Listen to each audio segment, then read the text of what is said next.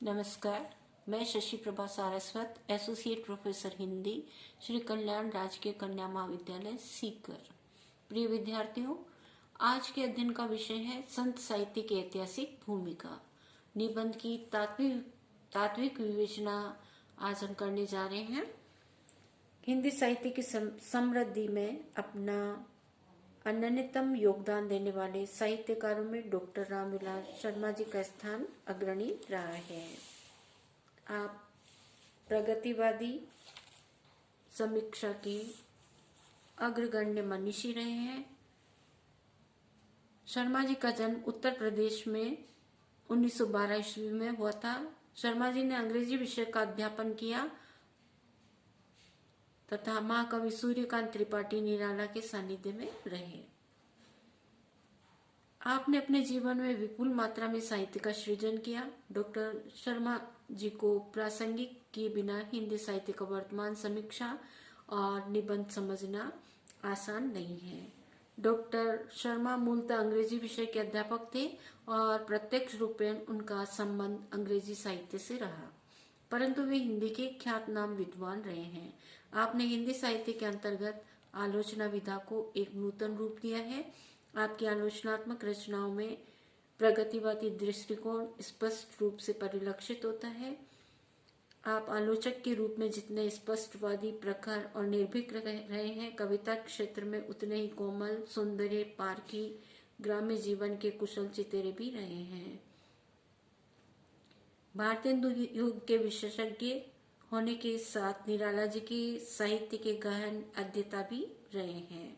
रामविलास शर्मा जी की प्रमुख रचनाएं निम्नलिखित है: आस्था और सौंदर्य, राष्ट्रभाषा की समस्या, निराला परंपरा और प्रगति, प्रेमचंद, भारतेंदु युग, आचार्य रामचंद्र शुक्ल और हिंदी आलोचना, प्रगतिशील साहित्य की समस्याएं, विराम चिन्ह, भाषा और समाज आदि इनकी प्रमुख रचनाएं हैं।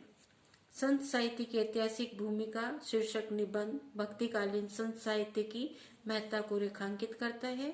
संतों ने समाज को जगाने का कार्य किया तथा उन्होंने समाज में व्याप्त रूढ़ियों, अंधविश्वासों पर प्रहार किया। निबंध के तत्वों की दृष्टि से इस निबंध की विशेषताओं को हम इस प्रकार देख सकते हैं। निबंध के तत्वों के क्रम में विद्वानों के भिन्न भिन्न मत हैं। सामान्यतया विद्वानों ने निबंध के 5 तत्व माने हैं। सबसे पहले आता है बुद्धि तत्व, दूसरा है अनुभूति तत्व, तीसरा है कल्पना तत्व, चौथा है अहम तत्व और 5वां शैली तत्व। इन्हीं तत्वों के अनुसार हम इस निबंध की विवेचना करने जा रहे हैं। तो पहला बिंदु है बुद्धि तत्व। संत साहित्य की ऐतिहासिक भूमिका शीर्षक निबंध में डॉक्टर शर्मा ने बुद्धि तत्व को प्रधानता दी है। आपने मध्यकालीन साहित्य के मूल में जो स्थितियां रही हैं उनका ऐतिहासिक दृष्टिकोण से चिंतन मनन किया।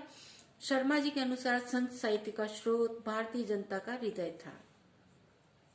सदियों से चट्टानों के नीचे जो धारा घुमड़ रही थी, मध्यकाल में हठात फूट पड़ी और उसने कश्मीर से लेकर कन्याकुमारी तक, बंगाल से लेकर गुजरात तक इस देश की विशाल धरती को सींच दिया। डॉक्टर शर्मा ने बुद्धि तत्व के माध्यम से तत्कालीन राजनीतिक, सामाजिक, आर्थिक, धार्मिक एवं सांस्कृतिक व्यवस्था की समालोचना प्रस्तुत की। उस समय की समाज में व्याप्त छुआछूत, ऊंच नीच आदि की भावना को भी लेखक ने वर्णित किया है। दूसरा बिंदु है अनुभूति तत्व। डॉक्टर शर्मा ने संत साहित्य की ऐतिहासिक भूमिका निबंध को अपनी अनुभूति के द्वारा प्रौढ़ता, गंभीरता, गुरुता एवं परिपुष्टि प्रदान की है। आपने हिंदी साहित्य के इतिहास के मध्यकाल तथा उससे पूर्ववर्ती भारतीय जनजीवन की विभिन्न परिस्थितियों को, उनके साथ सामंतशाही ताकतों द्वारा किए गए अत्याचारों, वर्गभेद, वर्णभेद, धार्मिक आडंबरों का सूक्ष्मता से उल्लेख करते हुए संत साहित्य के प्रादुर्भाव के पीछे रहे सभी कारणों का सहज और यथार्थ चित्रण किया है। तत्कालिक समाज में निम्न वर्ण व हीन समझे जाने वाले लोगों की पीड़ा को अपनी अपनी अनुभूति के आधार पर सशक्त वाणी प्रदान की है। संत साहित्य में अनेक भेद उपभेद होते हुए भी सभी में एक तत्व समान रूप से देखना, और वह तत्व है प्रेम, ये सब आपकी अनुभूति का ही सामर्थ्य है। मध्यकालीन नारी की स्थिति की अनुभूति को शर्मा जी ने इन शब्दों में व्यक्त किया है। सामंती समाज में पुरोहितों ने नारी मात्र को संस्कृति के चौके से बाहर कर दिया था। जातीय एकता के संदर्भ में डॉक्टर साहब लिखते हैं, संत साहित्य हिंदुओं और मुसलमानों को मिलाने वाला, उनकी धार्मिक कट्टरता की कटु आलोचना करने वाला, जाति प्रथा ऊंच नीच का भेद मिटाने वाला साहित्य है। इस प्रकार से हम देखते हैं कि उक्त निबंध में अनुभूति तत्व की अत्यधिक महत्ता दिखाई देती है।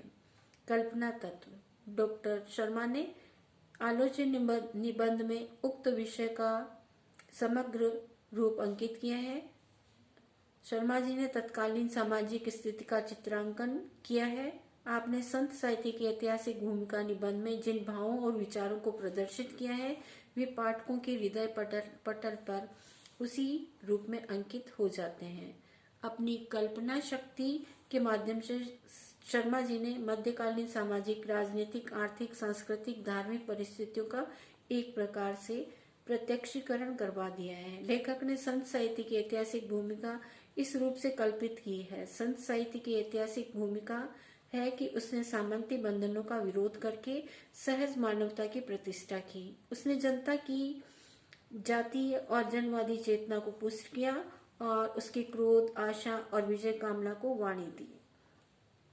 अहम तत्व, निबंध में व्यक्तिकता एवं व्यक्तित्व विशेषता का समावेश सदैव अहम तत्व द्वारा ही होता है।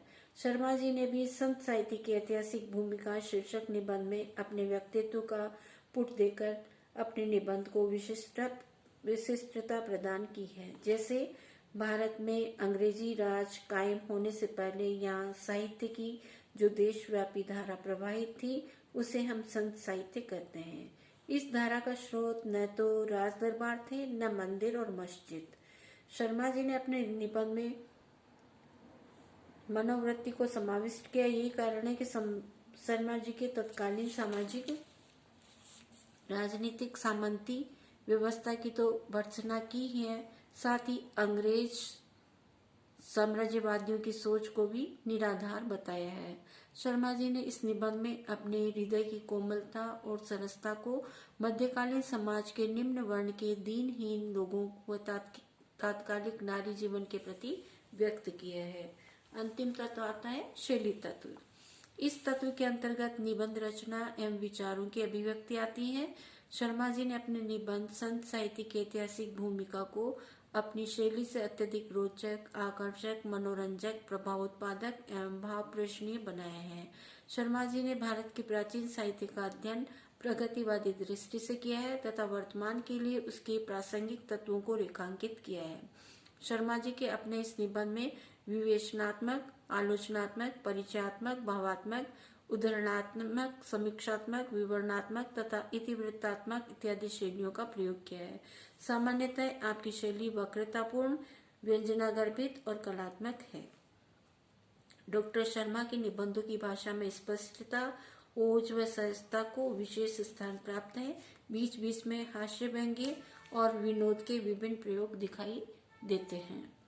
ये हास्य विनोद जब व्यंग्य करने के लिए छटपटाता है तो उसकी तीक्ष्णता क्रोध की ज्वाला के रूप में व्यक्त होती है। जैसे जैनेन्द्र जी ने सुनीता में जो भाभीवाद शुरू किया था, यशपाल ने मानो वही सूत्र दादा कामरेड में पकड़ लिया था। वही आतंकवादी, वही साड़ी जम्पर उतार परिस्थिति। भाषा में प्रवाह लाने के लिए शर्मा जी ने अपनी रचनाओं में मुहावरों और लोकोक्तियों का प्रचुर और स्वच्छंद प्रयोग किया है। आपके शब्द चयन में व्यावहारिक शब्दावली का प्रयोग मिलता है। कतिपय स्थलों पर अरबी, फारसी और उर्दू के शब्दों को भी देखा जा सकता है। इस प्रकार हम देख सकते हैं कि संत साहित्य की ऐतिहासिक भूमिका शीर्षक निबंध में डॉक्टर शर्मा द्वारा भक्तिकालीन संत साहित्य की महत्ता को रेखांकित किया है। तत्वों की दृष्टि से ये एक सफल एवं आदर्श निबंध है। बहुत बहुत धन्यवाद।